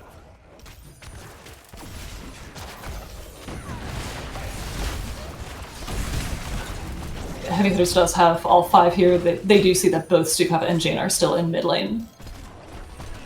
and may or may not have seen that Avala just needed to pull back. Yeah, Artanis does go down. They are moving in. Only 3 versus 5. Johanna should not be staying in this. Artanis, unfortunately, only up to 38 stacks, which is not where you want to be.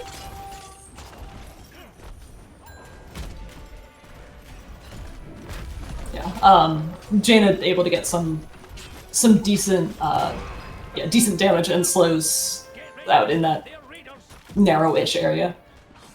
Kind of really able to take advantage of that. You know, we do want to have the most picked on like cavalry in the history of forever. Gets put into jail, gets saved, and like 3 seconds later, it's like, okay, you're back. Mount up, we're going.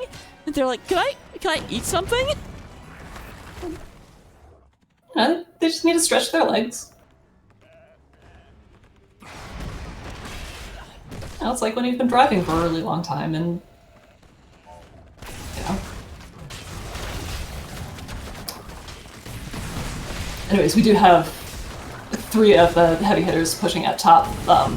Wall goes down, no problem. Fort unlikely to last for long. We do have the bottom wall also going down. 3-person defense coming down here. So a lot of damage onto Jaina. Jaina not going to get out of this. We do go and have a couple of shots, but there is the Brightwing one on top of 8 Monkey. That does mean level 10s are online. Yeah, online for the side of heavy hitters. We've got Riptire coming out of Junkrat. Got Moshpit coming out of ETC. Blink Heal coming out of Brightwing. No Emerald Wind this time. We do, in fact, get lead coming out from Sonia, and Cassia is undecided at this point. See that, Bandar? That's how real. So it does look like 8 Monkeys look at top boss. Again, does have extra damage against... I think that does apply. Oh no, it's only 25% more damage to mercenaries, so yeah, that does count to the boss. But it does not do more damage to, like, monsters or minions. I hadn't thought about the benefit of that on a map with 2 bosses, but it looks like Cool Cats and Kittens wants to take this before. Oh no, they. If they back I'm off. sure they saw that Heavy Hitters was coming down, and that they just really can't contest that. Well, a boss is pushing onto Keep Wall. We have Ball Lightning, eventually picked up by the Cassia. Meanwhile, on the side of Cool Cats and Kittens, we are going to have Blessed Shield, Rain of Vengeance, Summon Water Elemental, Flailing Swipe, and Artanis doesn't know.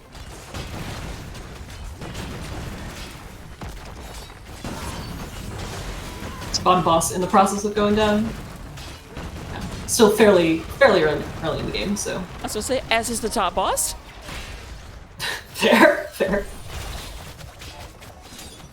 So top boss gets half of Keep Wall. One of our soldiers have been taken prisoner.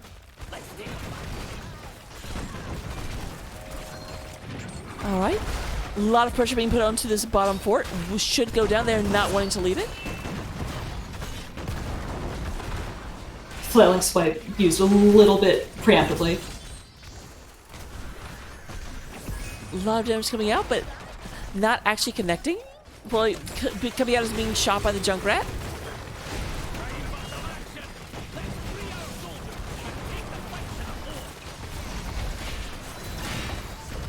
A little bit of miscommunication looks like coming out from. Oh, Tesla Paco's so low, but there is the Blink Heal from the Brightwing, who then keeps them alive. Just look like they've gotten through Keep Wall and onto the keep itself, down to about 75% health. ETC continuing to feel a little bit immortal. Mosh does get pretty immediately interrupted though. We need to guard the cage until the lock is open. Don't let the horde near it. This cheeky little Artanis is like, okay, I'm gonna get this until you come up.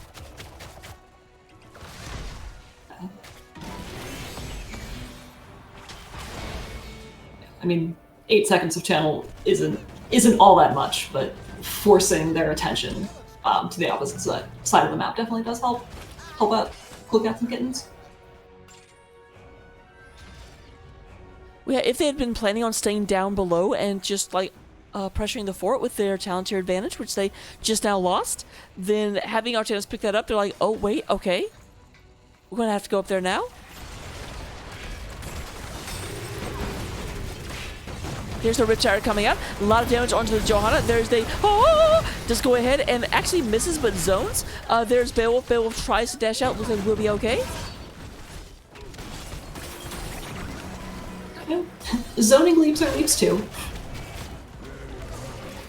At 100% as valid as zoning storm bolts.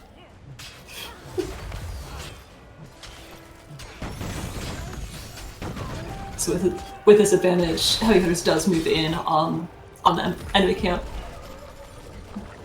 Jan a little bit far out, but joined by Vala to escort her to safety.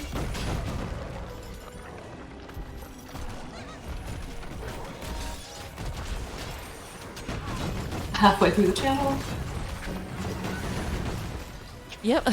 Stukov did try and silence the area, but no one was having a channel, so it's like, oh, well, that's not so helpful. I'm sad Artanis hasn't done this trick here, because this would have been a great place to do it. Leap comes down and does connect. Huge mosh pit from ETC. Yeah, a lot of damage. We do have both the main chase. It looks like more of the chase is going on the side of Cassia.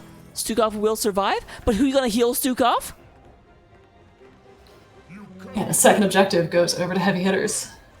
Already a fairly big wave at top, and keep all almost totally down. ETC getting a little thirsty for blood. Yeah, but here comes the rest of the team. They're like, we will not let ECC die in... Okay, maybe we'll let ECC die in vain. And Stukov is indeed able to walk away. And then he walked away.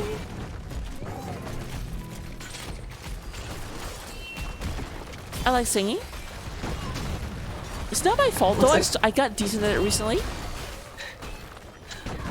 Alright, so Cool Cats and Kittens recognize that top keep is just gone. And we see at least Jaina move out to save mid fort. And with both keeps up, it seems like they're not too worried about core damage. Yeah, obviously this core does go ahead and heal. There's the oh! And a lot of damage. There is Libidium is taken out by the Riptire. We have very low on 8 Monkey, and Sonya goes down. There is the boss. Boss goes in and actually takes out Cassia and ETC. And the Alliance stands tall. The Horde is fleeing in terror right now. That's why you don't run at a boss with 2 keeps. The boss will kill you. Yeah, boss is a jerk. This is the last blow you strike against the whole. Yeah, that was actually, an impressive amount of damage in a really inconvenient spot for Heavy Hitters. This does open up an opportunity for Cool Cats and Kittens to move in on top boss.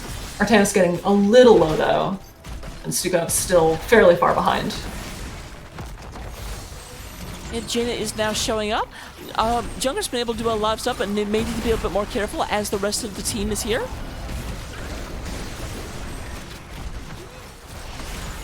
It looks like the point is in fact going to go over. Would you go and have the oh comes in? We do have Junkrat going down, but they do get a counter kill against the front line of Cool Cats and Kittens. However, the boss is taken. The boss is officially part cat now.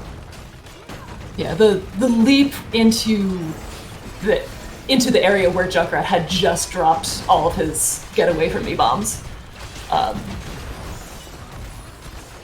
Huge amount of damage coming out.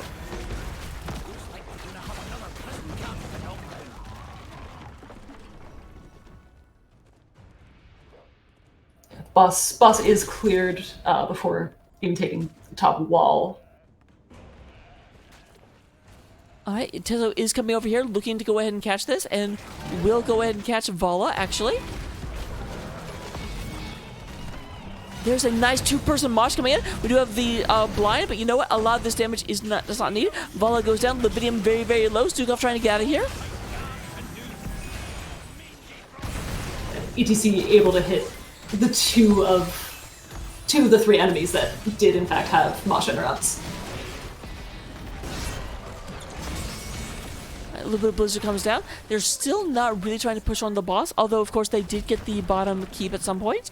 So boss only has 20% health at this point, or 20% armor. That's the one. Health, armor, they're both words to have A's in them. They're both good things to have. Cool Cats and Kittens is still down Vala, but recognizes how dangerous this boss is for them. There's the Chance. He's just the leap comes in here, not even used for the stun, just like I'm gonna go ahead and Goomba stomp you. Sonya's channeling her inner URL.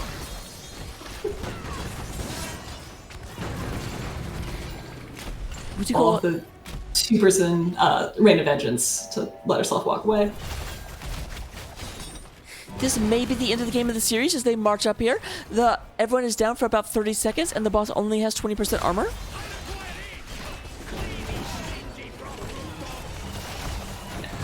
Mosh lands on Vala, taking her out. Yeah, and the heavy hitters do hit 20 with that kill. GG's is called by Lubidium. Just go out to Johanna for style points.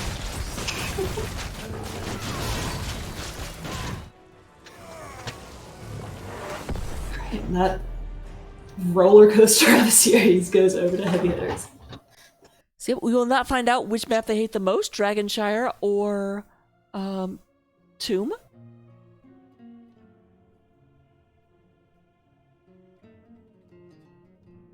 I guess maybe hate the most is the wrong way of saying that, since they banned other maps, but... Okay, so let me go ahead and see if we can get us a interview. Okay. In the meantime, taking a look at stats, we do see some incredible healing coming out of Right Wing. 78,000, and yeah, with the team able to keep Stukov down to only 30,000 healing. That's, yeah. I mean, when you're killing the enemy team that fast, you just don't have a chance to get those numbers up. Cassie leading the charge on hero damage by far with 59,000. Kills spread out a little bit more evenly throughout the team than last game. No hyper carry Vala situation. So let's go ahead and jump into lobby 2 real quick as we can continue talking about it. I see that.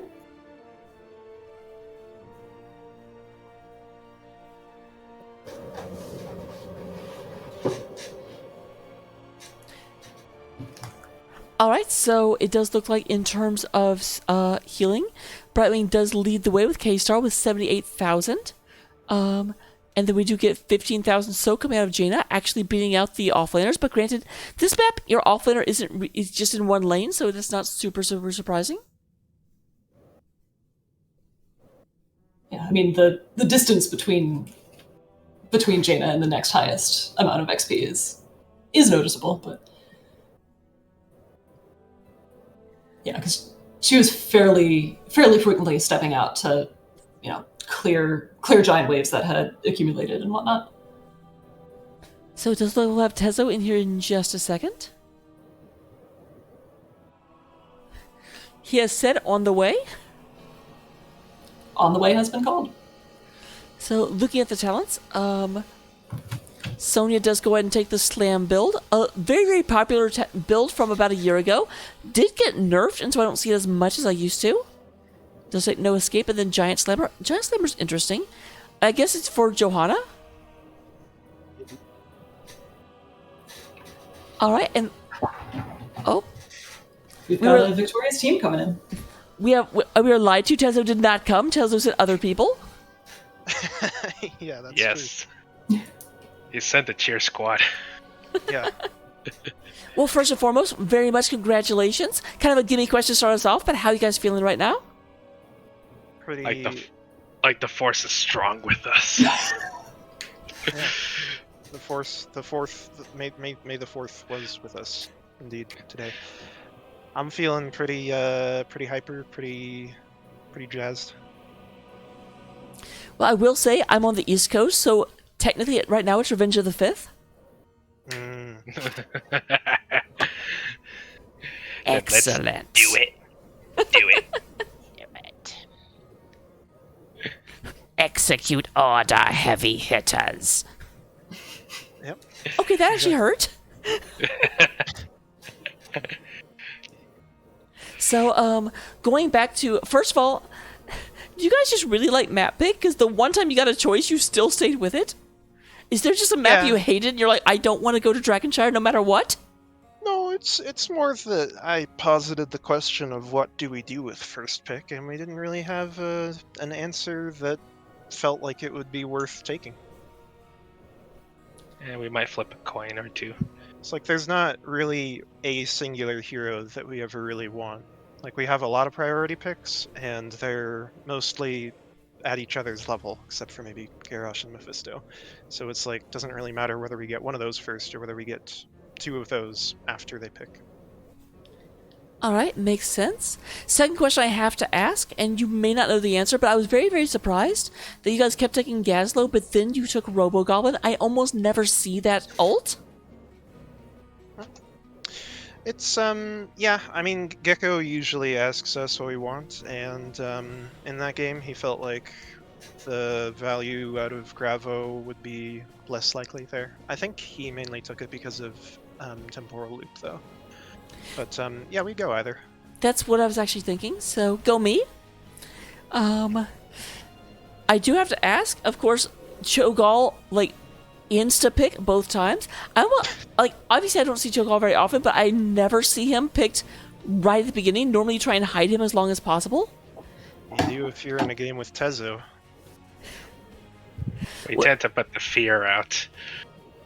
Was that really what it was? We're with Cho'Gall, and if you guys do beat him, you guys won't want to take him at that point? I mean, Tezo loves first picking Cho'Gall, no matter how much I try to posit other ideas in draft. If it's time for Cho'Gall, it's time for Cho'Gall in first pick. We set the bar high with and we use the dark side of the force with Cho'Gall. Yeah. It fit the theme. Well, it certainly was extremely effective in game number 1. Obviously, after game number 2, you guys decided that it was no longer time for Cho'Gall, and I don't really blame you. What would you say was the biggest difference between the two games? Game 1 and 2, you mean? Yep. I mean, the biggest difference is that it was a different call. But I don't think I played as well in game 2 as I did in game 1. Just kind of a bit of a random luck thing in terms of how easy it was for them to kill me each time. Yeah. I didn't quite switch modes well enough. I also do think that in game 2 they had a lot more of displacement in order to like pull you back in, because I definitely saw the Artanis making you re-engage after it looked like you got out a couple times. Mm-hmm. So, trying to think if there's anything else coming to mind. Anaresis, do you have any questions you wanted to ask? Yeah, I think you've mostly been covering them. With the double Cho'Gall games being certainly the biggest question on my mind. But Looking at Towers of Doom, that was also kind of a very, very weird and interesting game, because we had some non-standard double soakers running around. What kind of made you want to go with the hyper carry Vala 2 healer comp? It's kind of a spur of the moment thing, and we have a big bag of tricks, and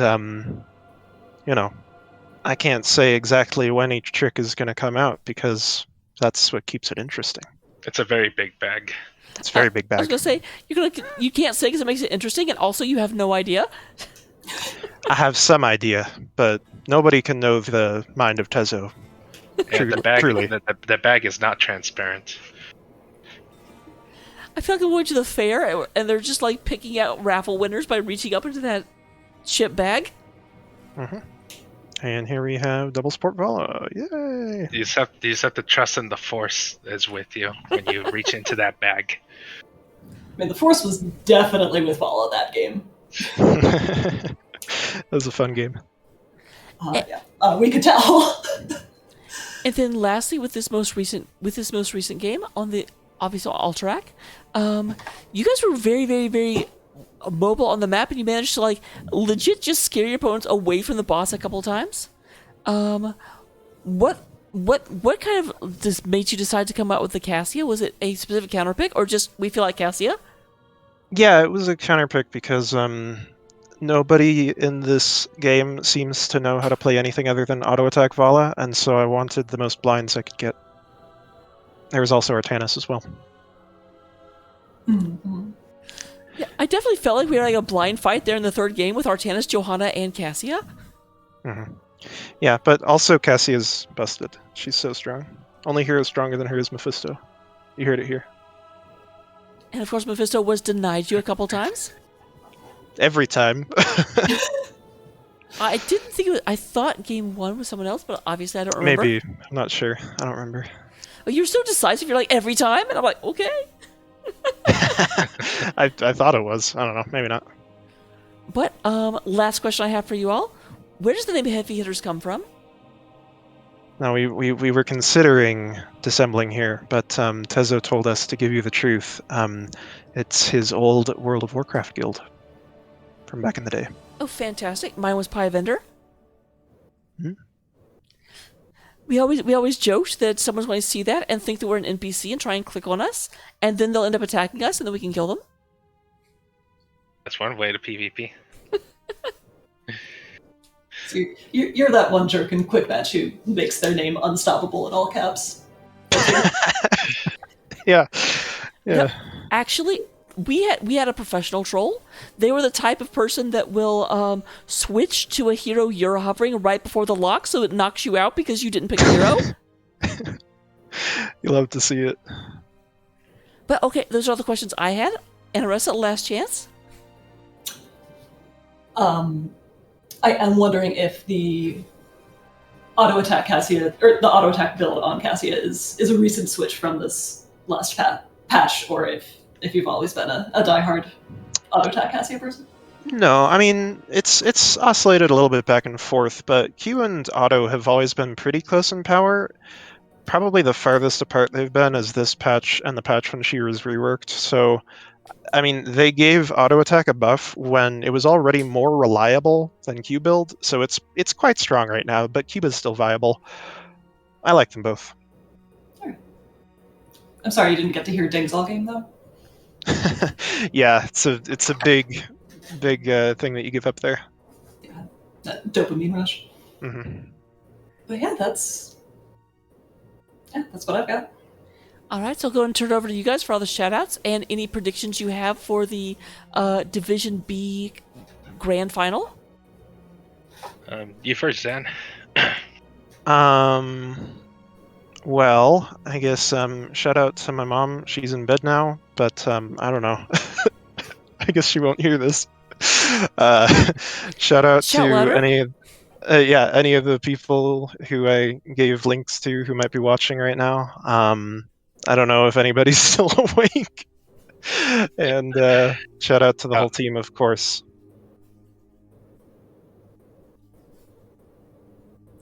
All right, my turn. Yep. All right, shout out to the whole team as well as to Goose, Senior Turtle, Zebra, Mad Player Fifi, Rungo Bungo, Twaddaloo. Shout out to everybody on NGS. May the 4th be with you, and y'all have a good night. I came prepared. Absolutely.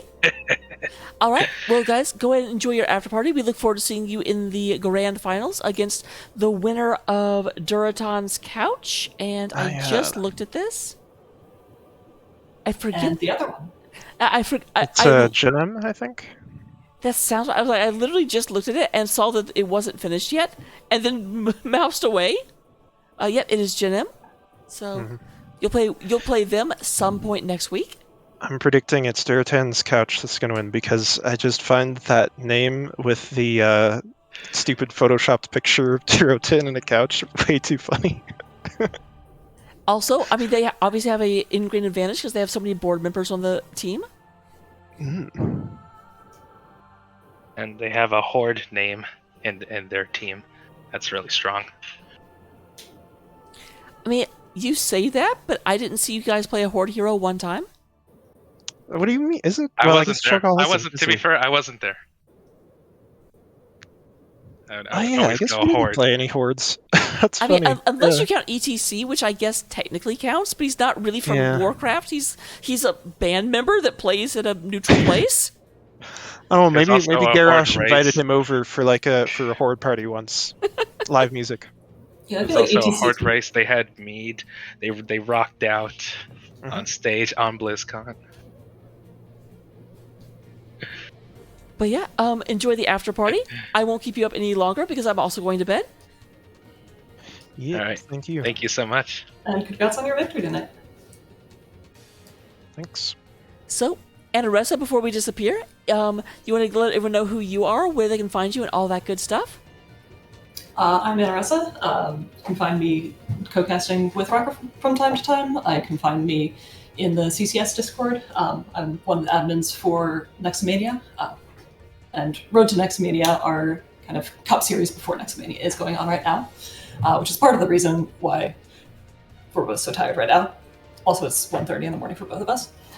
But yeah, I also play for 36 Tomash in Div E East this past season. And yeah, I think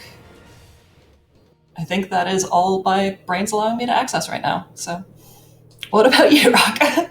As for me, I am Raka. You can find me at Twitch TV/Irakov. It's linked in the caster command if you don't know where it is or you don't feel like typing. You can find me casting a whole lot of Heroes of the Storm.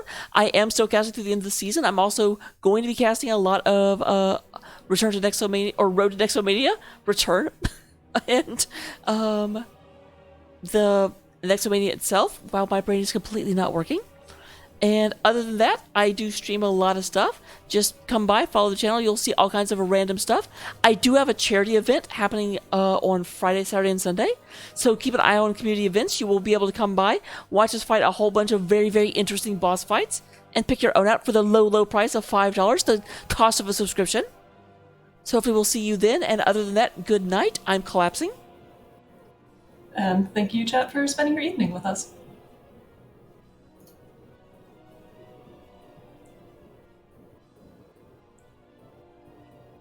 All right, and we are offline. Holy crap, I'm tired. I am too so much.